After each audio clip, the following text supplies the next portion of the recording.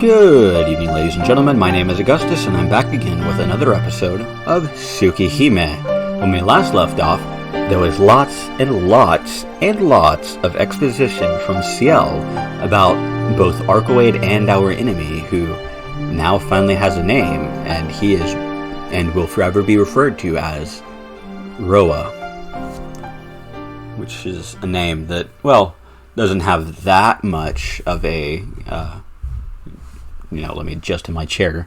Doesn't have that much of a menacing sound to it, I guess. But it's short, it's simple, and it's easy to remember. Which is good enough for me, because I'm forgetful as hell, especially with names.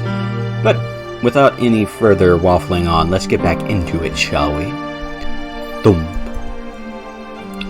This dizziness again. She should stop saying that. She's a person, talking about her like she's just some sort of weapon makes me mad. No, she is a weapon. In the first place, she only existed for that purpose. So, it seems there is now something wrong with her. It is the first time I've seen her talk like that. She never spoke any words before. Huh? Oh, hold on. Never spoke. That's odd. Because she never does anything extra. From long ago, for the past hundreds of years, she has lived that way. Ever since she was born in the old castle amongst the mountains, never changing. Thump. My heartbeat, and this dark dizziness. What is this? This unknown scenery, these memories I've never had, they start to fill my vision. The wide castle courtyard, the unadorned grassy field inside the solitary castle. The white girl stares blankly up at the sky. I think I actually oddly prefer short-hair arc over long-haired arc, which is odd because usually in drawings and designs and animes and stuff like that, I usually prefer long-haired designs over shorter-hair designs, but there are some exceptions, arc being one of them. She did not have any extra knowledge or freedom beyond what was needed for her purpose. She only goes outside when her target is determined. She gets taught only the information needed to definitely destroy the enemy. No one is there. No one to talk to. Not even another face to see. After killing her target, and when she returns to the castle, her taught knowledge is washed out and she is taken to sleep. Without knowing anything, nothing other than killing vampires. There's nothing. Such is the fun of speaking with someone else, the precious moments of seeing someone else and greeting them. She was excluded from all of it. Her power was strong enough to defeat the fallen true ancestors. But it's ironic. She was so powerful that she was shunned by the rest of the true ancestors. Even while praising her as the princess, no one approached her. Even while giving her a castle, her world was only the dark basement. So there was nothing to give her any feelings. That's almost enough to make me feel pity for her for living. A parody of life. She apparently had no words or even time of her own. The true ancestors treated her only as a weapon. I'm not entirely sure, I could be Ciel saying this, but it also was kind of phrased in a way that this is a flashback or a memory that Shiki is seeing that is not his own memory. So I'm kind of doing it in just a generic voice. A weapon has no need for extra functions such as baking bread or doing laundry. If you're going to put on extra functions, you would put on something more fit for a weapon, right? I was always taught never to do extra things. Yes, she has said this before. The reason for deciding everything for herself, for having those empty eyes, and me for dropping my phone like an idiot. Clumsy, clumsy, clumsy. That's why she never needed anyone else. No, maybe she never knew about it. All they wanted of her was to be a true superior killing machine. That's why she doesn't know anything. I don't mean something big like the meaning of life, but not even something small like the joy of just living normally. She was always so cheerful. Even trivial things made her so happy. So I thought she was always like that. But I was horribly wrong. She really was just enjoying those simple things. She must have enjoyed those things so much because it's so fun. I never thought about how life could be fun just by living. Like it was an uneasiness that she couldn't understand. The classroom filled with the red setting sun where she asked me those questions with a reserved voice. Even though Arcueid has existed for so long, she knows less about living than we do. If you convert it to the time she was allowed to move freely, it is amazingly short. Her lifetime was spent almost entirely in sleep. Most likely a deep, dark sleep. Really? I have enough fun just talking, you know? After dealing with all the fallen true ancestors, she did not leave the castle. Having fulfilled her purpose, the true ancestors sought to educate her properly. However, she could not be free. Because of a slight mistake, she ended up killing all the true ancestors remaining in the castle. How was that a slight mistake? Oh, oops, I accidentally killed all the other vampire lords. Oopsies. Like, what? How is that a... whatever. Maybe the one that was taught how to kill vampires really did finish her job until the very end. You know, that seems a bit more like it wasn't an accident or something didn't happen. More like she snapped and decided to kill all of them. After killing all the true ancestors, she sealed herself up in the castle.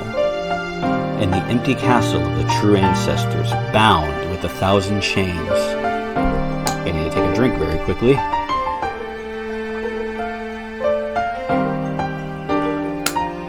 When Roa is reborn, she awakens from her sleep and moves around for a short time.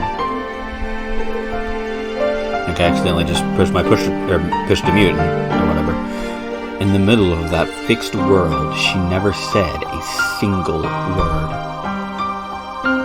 That's why she is a killer down to her very core. Even though the true ancestors which bound her are now gone, she still wanders around with the sole purpose of killing vampires. She probably does not have any other fun. That's a lie. That's not what made her happy. I wasn't watching anything. Like her words or her happy face. If only I looked closer, I would have known. I never realized how alone she was until now. All the feelings we feel and take for granted. Such as talking with a friend about meaningless things, or the fun that lets you forget time.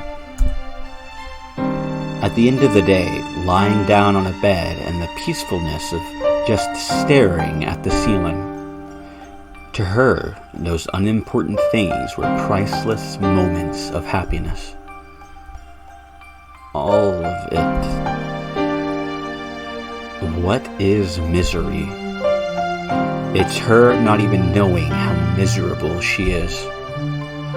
Such a terrible, almost comical solitude should not exist. Lies. All of it. Enough with all these difficult things. I never knew she felt such happiness from trivial things.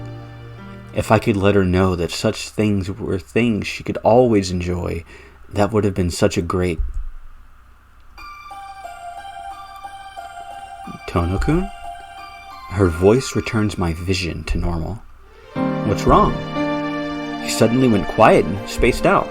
Were you listening? No, sorry, I don't remember. I heard you speaking, but it felt like someone else was talking. Senpai nods doubtfully. In other words, she... It's okay. I don't care what she did or what she's like. I can't leave her alone any longer, so I'll be going. Oh, I think I had those backwards. Turning away from Senpai, I start to walk towards the city. Tono-kun, once a true ancestor fails to suppress the vampiric impulse, there is no hope for recovery. If she appears in front of you, it means she came to drink your blood. I think what she says is the truth for her, but it's a different truth than mine. That's not true, because she hasn't drunk blood yet. No. If I had not have stopped her, she would have drunk your blood. You're wrong, because she stopped. Arcueid was fine. That's why, even if you didn't stop her, the result would have been the same. Yes, certainly. She stopped right then. So you're going back to her side no matter what, Tono-kun? Yeah. Sorry, Senpai. Senpai doesn't answer. I think I hear her sigh. We may end up fighting, you know. Maybe. But I won't apologize, Senpai. There's no response from Senpai. Just her presence getting farther away. Disappearing footsteps. Without turning around, I head towards town, surrounded by night. There's no one on the main street. Not Arcueid, not even just regular people. Damn. This is the same as last night. I don't have any way of finding her. Right now, even though I want to see her so badly, I don't have any means. She, even though she's in so much pain, I can't help her at all. Damn it. I'm so irritated, it drives me nuts. Somehow, we fade to black. You know, it's kind of hard to read when you go slideshows. Oh well. Somehow, I have to find her somehow, or else I can't move forward. I gasp painfully. Even though I ran all through the city, I didn't see her. My body is exhausted and I can't get enough air. I breathe harder. The scar on my chest throbs with my heartbeat. Until now, I've never hated this fragile body this much. I hungrily breathe in air. I can't find her. I won't find her just running around aimlessly like this. I struggle for breath. If I had any chance of finding her, it would be rush to the same alley as last night, we wait here in the park, or we go to Arcueid's room. I am going to take a quick drink of water, and then I will choose the option and I will tell you why.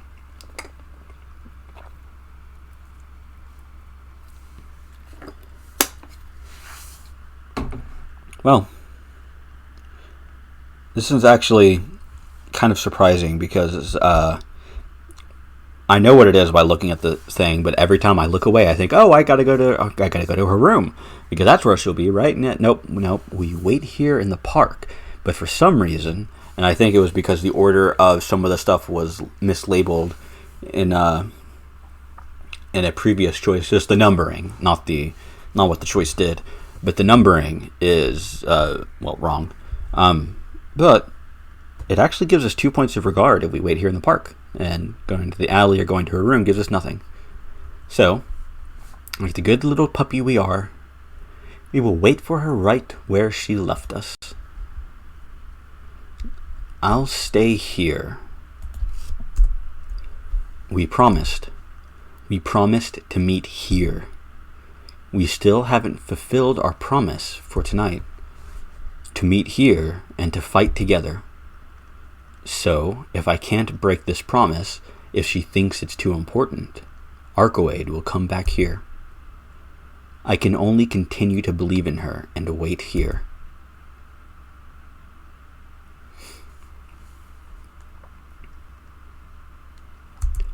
Time passes by.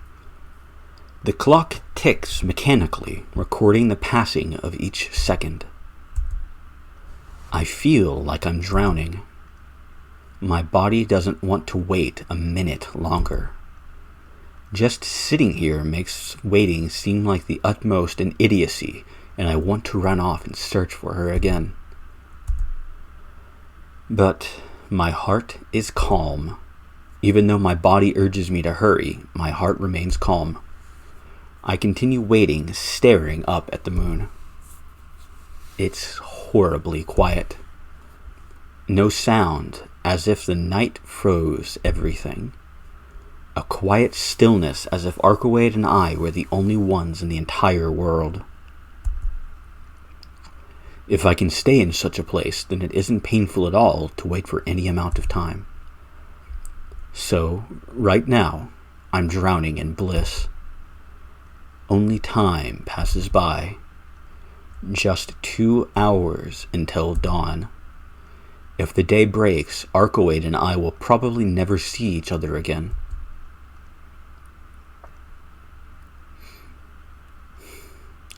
And time just passes by. And then, like a white rabbit in the snow, she unexpectedly arrives in the park.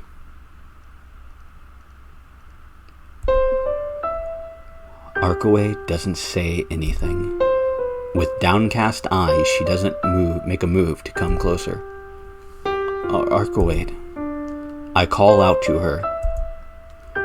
She doesn't respond or even look in my direction. I can't speak. I don't know what I can say to make her smile again. Right now, I feel like any words coming out of my mouth will only make her sadder. ... Yes, ellipses. Time seems to stretch to eternity. In reality, the ticking of the clock can't have happened even close to 1,000 times. Arcueid lifts her head, looking like she's watching a dream. You wouldn't go home at all, Shiki. So I came here because I couldn't leave you alone. Even though I really was thinking of going back to my room. She hesitates as she speaks, but she says this in her usual cheerful manner. Of course I wouldn't go back. Didn't I say I'd keep my promise?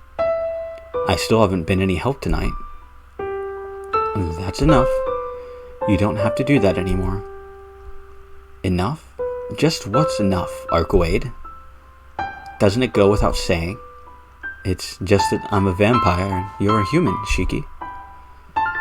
I didn't have any right to receive help from you. I didn't understand this earlier, and I would have ruined you if I went a bit further. That's why... It's enough, she whispers. What are you saying, all of a sudden? I was ready for that from the time I agreed to help you. I understood far better than you that you were a vampire. Knowing that, I still said I'd help you. This is nothing I can agree with. Arcueid, you don't need to worry about what happened earlier. You were just tired and weak. I'm an idiot, so I couldn't realize your lie. You weren't in pain because of your wounds, but because of your vampiric impulses, right? Senpai told me all about it. That woman. Since when did agents from the burial agency become so talkative? Less with hate and more with exhaustion, Arcueid gives a deep sigh. I heard it all from Senpai, so I'll be direct. I don't see any problem, Arcueid. You're in pain now, but you'll return to normal in a few days, right? So you don't need to worry. And about before, even though you were in so much pain, you held yourself back, didn't you? So it's alright. Let's just continue like we were until now. With some difficulty, Arcueid smiles weakly. Shiki, you don't understand at all. It's useless to do this. Even now, I want to drink your blood. But you only think that. Then try hard and resist it. Haven't you tried so hard like that until now? That's true. Until now, I've held myself back. No, I was able to. But I guess it's useless now. Even though the only meaning for my existence is to hunt other vampires, I did a lot of extra things. If I don't know anything, I would never have thought of wanting anything. If I didn't rely on you and pursued the enemy by myself, it would have been alright. It would have been okay if she were by herself? Is she serious? Does she seriously believe that? With such a sad face, with such a sad voice, with such a solitary appearance and on the verge of collapse, that just pisses me off. Snap out of it, you idiot. Baka. What? Don't be ridiculous. What do you mean if you tried to pursue the enemy by yourself? It would have been alright? Because it was impossible by yourself. Because you finally realized that there are things you can't do by yourself. You asked me for help, right? Then rely on me until the very end. I'll help you. No matter what happens, I'll help you. So, don't look like that. Don't say those things. Finally, if you finally realize that life is fun, please don't simply give up on such happiness. Shiki, are you crying? Like hell I am. Why would I cry over you? It's just, she's saying such stupid things. It makes me so angry that my emotions are going crazy. Anyway, we'll continue searching for this vampire, okay? If we can defeat this Roa guy, then you can get some rest. Then everything's solved. There aren't any problems at all. With terribly peaceful eyes, she gives a quiet nod. But it's too late for me, Shiki. You said I held myself back before, but I really didn't. Back then, I only stopped because you were afraid of me. Many people have been afraid of me, like a monster, so I didn't feel anything when hated or feared. But it really is strange, you know? I really didn't want you to look at me like I was a monster. But I am a monster, no matter how you look at me. She forces out a dry laugh. No, it just happened so fast. I was just surprised. That's a lie. That's a lie I can't even fool myself with. Arcueid painfully looks away. Sensei told me before that you'll only hurt the other person when you tell lies that they can't even deceive yourself with. Wasn't it more like when you tell lies that even you can't believe? Whatever. That's why I stopped for an instant. I was scared of you looking at me like that. I would break apart if you looked at me like that in the future, too. So, I won't see you anymore. What? Let's say goodbye here, Shiki. We probably associated too much with each other. She turns around swiftly. She says this while trying not to look at me. Associated too much, huh? Maybe that's true. For both me and Arcueid. If we never knew much about each other, this would never have happened. I would have just returned to my normal life, and she'd probably kept going by herself. You're right. Maybe we have associated too much already. But I think we're fine like that, because isn't always being by yourself lonely? Arcueid doesn't answer. She looks so vulnerable. I want to embrace her and support her. And to be honest, I really enjoyed these last few days. I almost died, but it wasn't all bad. So let me help you until the very end. How could I sleep if I knew I left you alone? No, you don't have to worry about me. I will kill Roa no matter what. I will destroy him even if it kills me. You've done enough already, Shiki. The city will soon return to normal, so you don't have to worry anymore. Her voice as she faces away from me has no trace of her usual brightness. I can't bear this anymore. I'm going to stop acting like this. Idiot. That's not what I'm worried about. Saying that, I draw closer to her. Arcueid tries to escape. I grab her arm from behind and make her turn around. Shiki. Since you don't understand unless I'm direct, I'll be direct. Look, I didn't agree to help you to stop the vampire in this city. I really don't have any fine ideals such as protecting the city I live in. Right, I was only fooling myself. The reason isn't anywhere near to being that noble. I just like you. I wanted to help you, so I agreed to help you. So now, I just can't leave you. I reveal it all, and I embrace Arcueid straight on. And I think this, ladies and gentlemen, is where we're going to end off this episode. Nice little bit of a cliffhanger. Will we see how Arcueid reacts to Shiki's confession? Well, will we? Well, of course, it's an obvious answer whether she, reacts to it or not. I mean, she will react to it. Whether or not she actually agrees to it is going to be a different answer.